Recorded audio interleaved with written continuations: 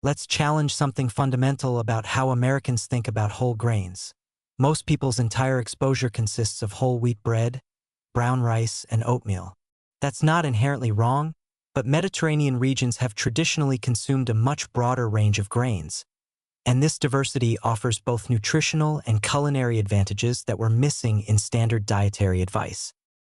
The Mediterranean grain landscape includes farro, bulgur, freekeh, barley, and various ancient wheat varieties. These differ substantially in nutrient profiles, glycemic impact, and culinary applications. Farro, for example, is an ancient wheat variety with a chewy texture and nutty flavor, providing more protein than modern wheat and a rich mineral profile. Bulgur is parboiled cracked wheat that cooks quickly and has a lower glycemic index than many refined grains. Freekeh is young green wheat that's roasted, creating a smoky flavor and very high fiber content, nearly double that of brown rice. Barley deserves particular attention. It contains a type of soluble fiber called beta-glucan that has strong evidence for reducing LDL cholesterol and improving glycemic control. Studies show that incorporating barley into your diet can reduce LDL by 5 to 8%, comparable to modest statin doses. The beta-glucan forms a gel in your digestive tract that binds bile acids and cholesterol, facilitating excretion. It also slows gastric emptying and glucose absorption, reducing post-meal blood sugar spikes. The glycemic variability across grains is significant. Barley has a glycemic index around 28. Bulgur is around 48. Steel-cut oats are around 55. Compare this to white rice at 73 or white bread at 75. This matters enormously for blood sugar management. Substituting low glycemic grains for refined options can reduce your overall glycemic load substantially, which correlates with better diabetes prevention, weight management, and cardiovascular outcomes. Here's something interesting about grain preparation. Cooling cooked grains and then reheating them increases resistant starch content. When you cook rice, pasta, or other grains, then refrigerate them, the starch molecules reorganize into a structure that resists digestion. This resistant starch acts as fiber, feeding beneficial gut bacteria and reducing the caloric and glycemic impact.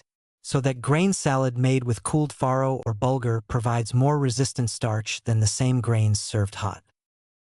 Now let's address the gluten question because it inevitably comes up. True celiac disease affects about 1% of the population and requires strict gluten avoidance.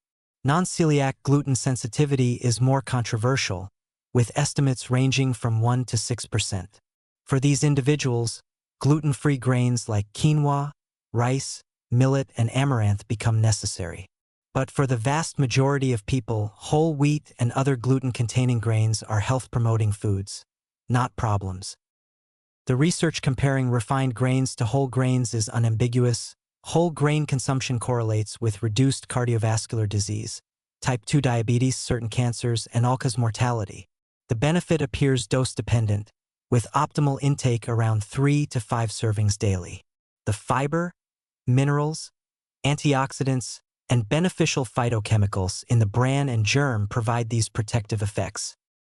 Implementation requires expanding your grain repertoire.